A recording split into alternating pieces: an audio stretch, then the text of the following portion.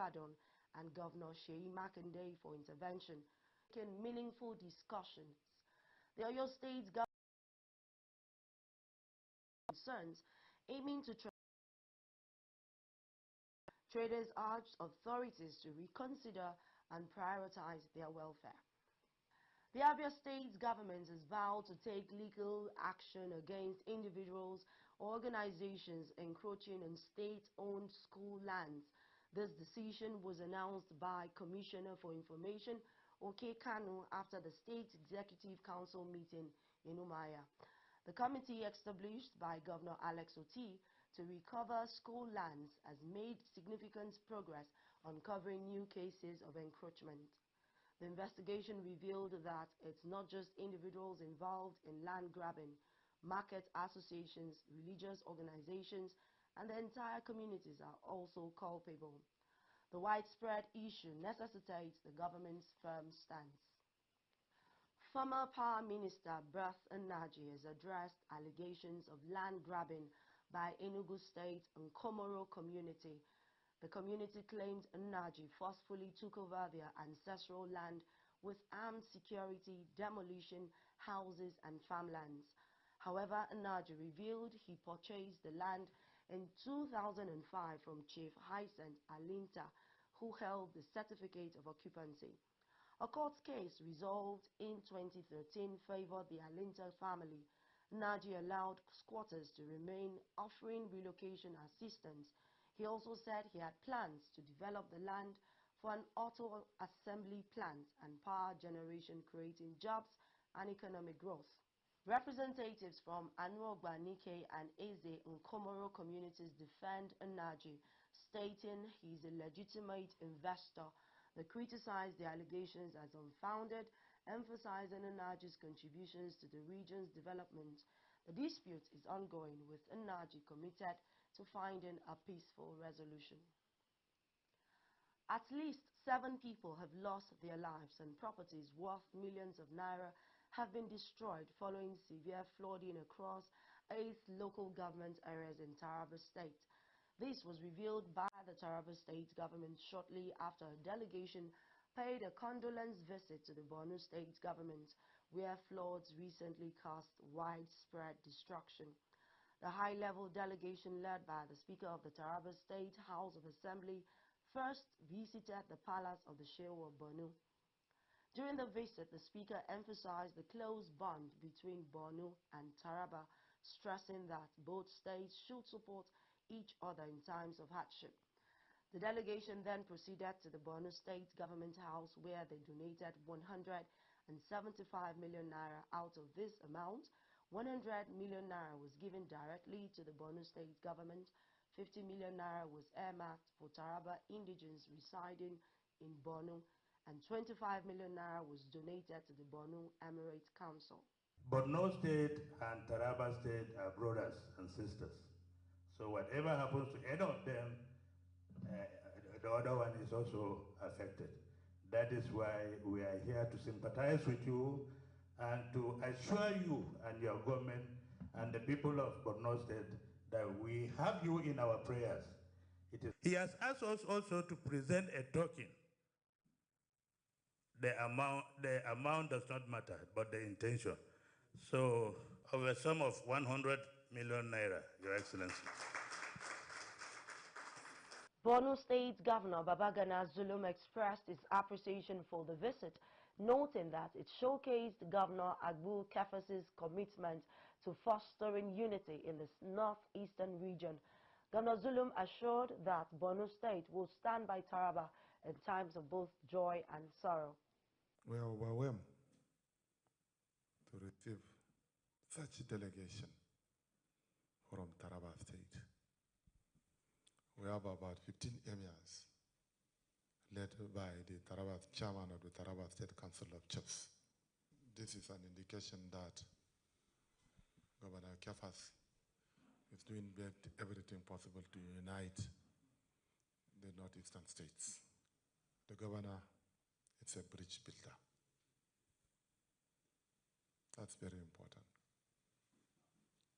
Division among ourselves will not augur well for all of us. And most importantly, division within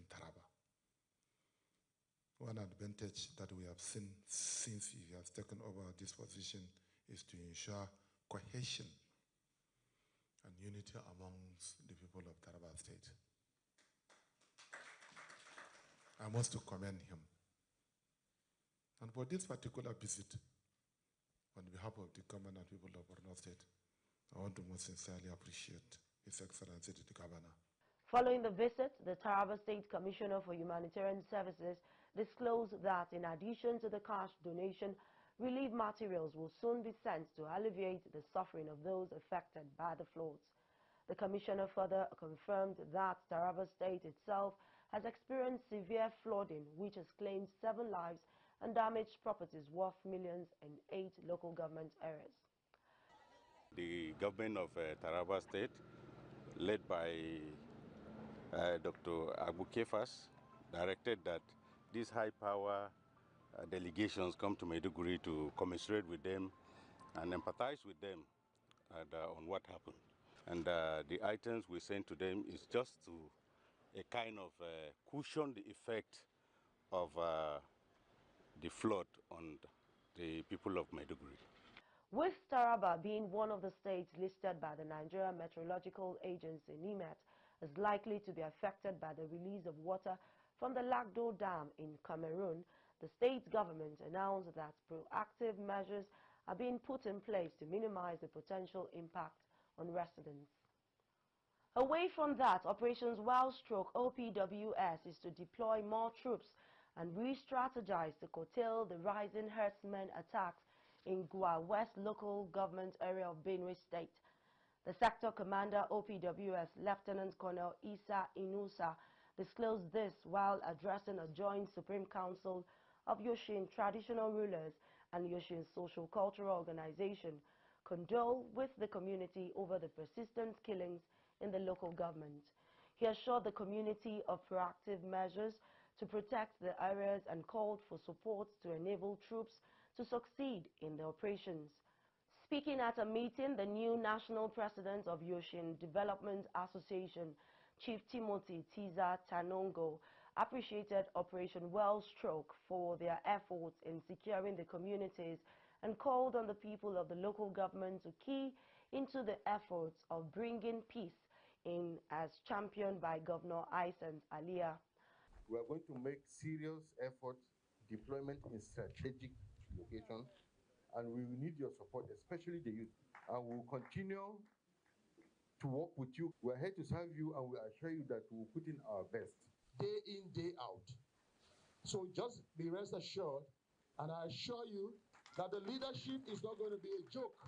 If you can't do it, it's either you decide to stay back now or you join the train, because the train is a moving train. And like Mother Teresa would say, the world is full of good people. If you can't find one, then be one yourself, and the world will be a better place. Earlier, the Chairman, Board of Trustees, Yoshin Development Association, TDA Chief Daniel Abomse, while inaugurating the national executive members of TDA, applauded the supportive roles of Operation Wildstroke drafted in the area.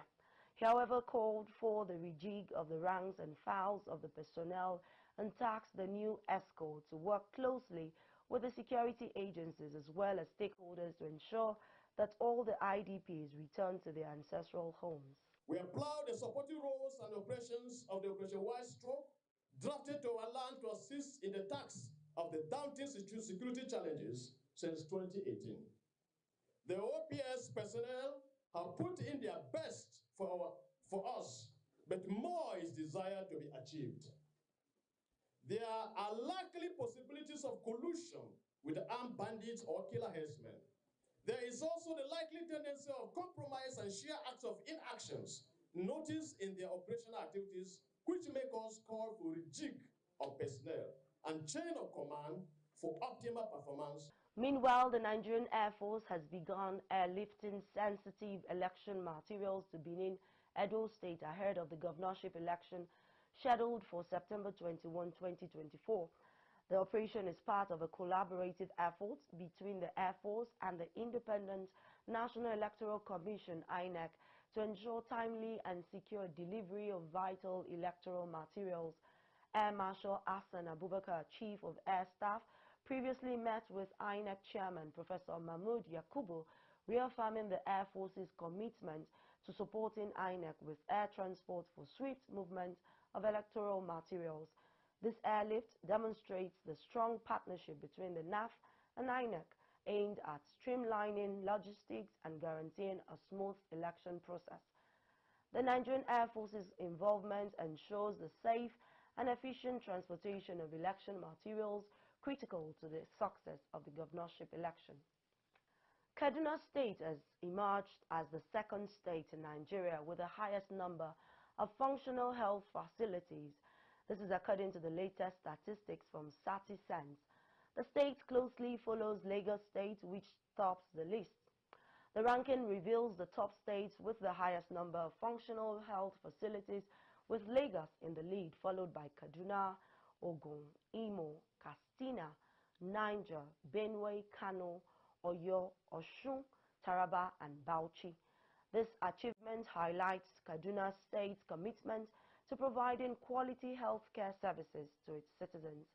The state's impressive healthcare infrastructure ensures increased access to medical care, contributing to improved health outcomes and overall well-being. Vice President Kashim Shettima says Nigeria aims to add $1.5 billion to its GDP by 2027 through the halal economy. He made this announcement at the Nigeria Halal Economy Stakeholders Engagement Program in Abuja, themed Building a Vibrant Halal Economy, Unlocking Nigeria's Potential. The halal market is worth $7 trillion globally, with over 100 halal certified products already in Nigeria. The government plans to increase exports and strategic import substitution to achieve this goal.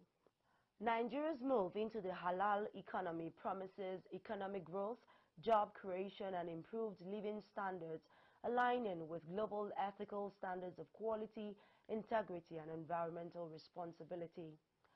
You're watching Housing TV Africa News. Let's take this break. We'll be back.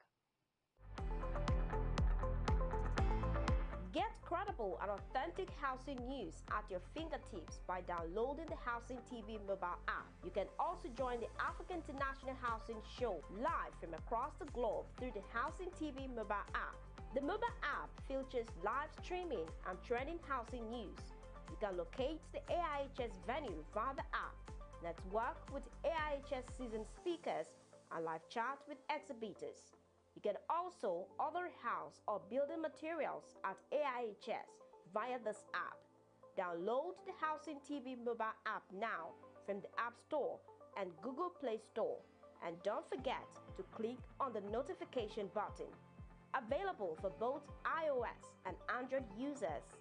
Housing TV is also on Star Times, channel 149 decoder. Moving on, the Central Bank of Nigeria, CBN, has issued a stern warning to commercial banks and financial institutions regarding delayed responses to customer complaints. Banks now face a daily fine of 100,000 naira if they fail to address complaints within 72 hours. Particularly for automated teller machine ATM transactions, this directive aims to ensure quicker issue resolution and protect customers from prolonged disputes. Failed ATM transactions will also attract penalties if the acquirer doesn't initiate an automatic reversal. The financial institution must provide a total refund and pay an additional 50,000 naira daily fine. The CBN emphasizes compliance with established fees, referencing guidelines from June 2020 and December 2019. The Ministry of Petroleum Resources has clarified that the Dangote Group's decision to abandon its 1,200-kilometer subsea gas pipeline was a business choice, not due to government policies. According to ministry spokesperson Louis Iba, the decision predates President Tinubu's administration, which remains committed to encouraging investors in Nigeria's gas value chain. The government aims to support industrialization, boost domestic energy supply, and increase revenue by leveraging Nigeria's vast gas reserves. Moving on to the foreign scene, Iranian hackers distributed hacked information about Donald Trump's electoral campaign to people linked to the Biden campaign, according to the FBI and U.S. intelligence agencies. U.S. officials now believe that information taken from the Trump campaign was sent in unsolicited emails to people linked to the campaign in late June and early July before Biden dropped out of the race for presidency. There is currently no evidence that the hackers received any reply from any recipients. In August, officials warned that Iran hopes to stoke discord and undermine confidence in U.S. institutions ahead of the November elections. U.S. officials said that Iran had used social engineering and other efforts to seek out direct access to both the Democratic and Republican campaigns, a tactic they said had been used by both Iran and Russia in other countries around the world. And in sports, the ongoing Flying Eagles screening exercise meant to select players for the 2024 WAFU B Under-20 Championships scheduled for October and November in Togo has been hijacked by government officials, football agents and football academy owners. This is according to reports. Some of the players undergoing the selection process at the FIFA Goal Project in Abuja stated under the condition of anonymity for fear of being victimized. They mentioned that the exercise has been completely taken over by the infiltrators, leaving the Aliyu Zubairu-led technical crew confused. They added that some of the players are either sent by the academy by top government officials with letters or by football academy owners and agents, all looking for spots on the team.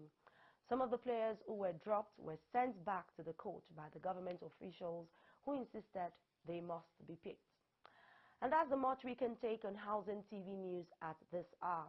A quick look at the top stories once again. Tinubu signs bill to establish Small Arms Control Center.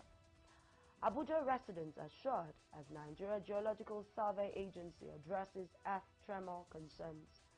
2 dead, 27 hospitalized at Ibadan traders protest market demolition. Abia government to prosecute those invading lands meant for public schools. Kaduna State ranks second in Nigeria for functional healthcare facilities.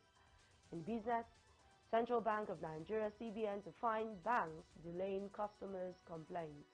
On the foreign scene, Iranian hackers sent stolen Trump campaign info to Biden campaign associates, FBI says. In sports, government officials, agents, academy owners hijack screening. For more news in the housing sector, subscribe to Housing TV Africa on YouTube and follow Housing TV on all social media platforms. Download the Housing TV Africa mobile app on Google Play Store and Apple Store. I'm Joyce Nwosu. Thanks for watching.